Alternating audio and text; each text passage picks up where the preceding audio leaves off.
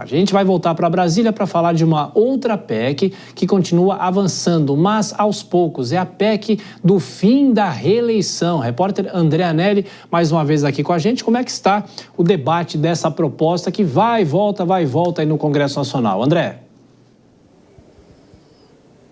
Avançando devagar, viu, Tiago? Um pedido de vista acabou adiando para o dia 7 de maio a votação dessa proposta de emenda à Constituição que acaba com a reeleição para presidente da República, para governadores e para prefeitos. A medida foi lida na Comissão de Constituição e Justiça do Senado, a CCJ, e, pelo menos de forma inicial, não houve nenhum posicionamento de parlamentares contrários a esse texto. O relator, o senador Marcelo Castro, afirmou que deve haver unanimidade na votação.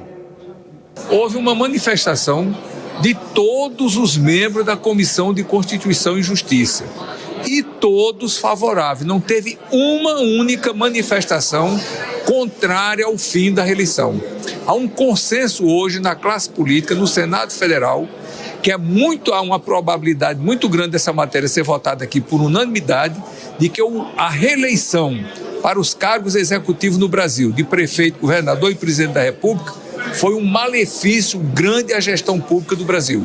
Já está passando da hora da gente retomar o que sempre foi a nossa tradição republicana de não ter reeleição para os cargos executivos.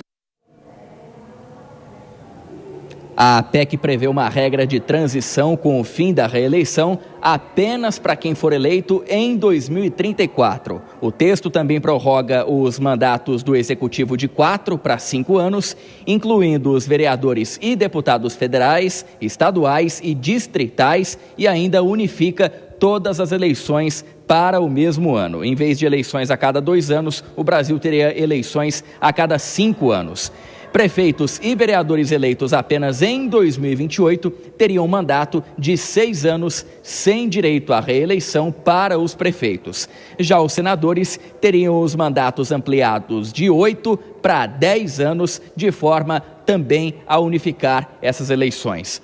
As justificativas para as mudanças vão de economia de recursos públicos com menos processos eleitorais, além de evitar o esvaziamento repetido aqui do Congresso Nacional por conta da necessidade dos parlamentares viajarem para atuar como cabos eleitorais regionais. Tiago. É uma discussão que sempre foi feita no Congresso, desde 98, 99, quando existe a reeleição.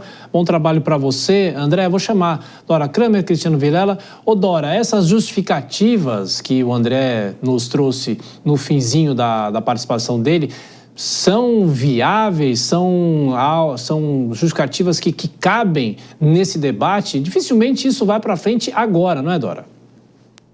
Olha, dificilmente. Eu acho que isso não vai para frente. Essa é uma discussão recorrente. Quando se fez a reeleição, foi num contexto absolutamente diferente, um governo que estava cheio de força, com um plano real. E na época, quase que não passa, porque não era prevista a inclusão de prefeitos. Os prefeitos precisaram ser incluídos para que isso fosse aprovado. Ora, quando você faz isso hoje, atingindo exatamente 5.000 e não sei quantos, 400, 300 prefeitos, obviamente que você vai ter ali, no mínimo, uma intensa resistência. E depois, de mais a mais, não tem a prova cabal de que a reeleição seja o defeito da política brasileira. Se a gente for pensar assim, então, antes de 97, quando foi aprovada a emenda da reeleição, estava tudo andando bacana no sistema político brasileiro. Claro que não. E depois essa história de que isso tem repercussão melhor no uso da máquina, ora, o governante que quiser eleger um sucessor, ele usa a máquina do mesmo jeito, seja em favor dele ou da pessoa que ele quer eleger. Então, eu acho que tirar a reeleição é tirar a oportunidade do eleitor de reconhecer um bom gestor, a boa gestora. E para você, Vilela, nosso advogado especialista em direito eleitoral, o que chama a atenção são esses períodos de transição, prefeito com mandato de 6 anos para coincidir com os de governador, com o de presidente da República. Pois é, Thiago, é uma engenharia muito difícil de ser colocada em prática. E para que essa engenharia seja colocada em prática, você tem que ter determinadas condições políticas, institucionais, que acabem fazendo com que um tema como esse tão difícil seja aprovado. E, honestamente, eu não vejo no momento agora essas condições, esse contexto todo que seja favorável, mesmo diante do otimismo do relator da matéria, eu não vejo condições para que isso seja aprovado. Eu entendo que nós vamos ter mais uma vez um ano ímpar, onde se discute grandes reformas eleitorais, mas o que acaba mudando é ali um pequeno detalhe, um detalhezinho na propaganda, alguma coisa menor, e os grandes temas envolvendo o processo eleitoral devem continuar mais ou menos do mesmo jeito que estão já há bastante tempo.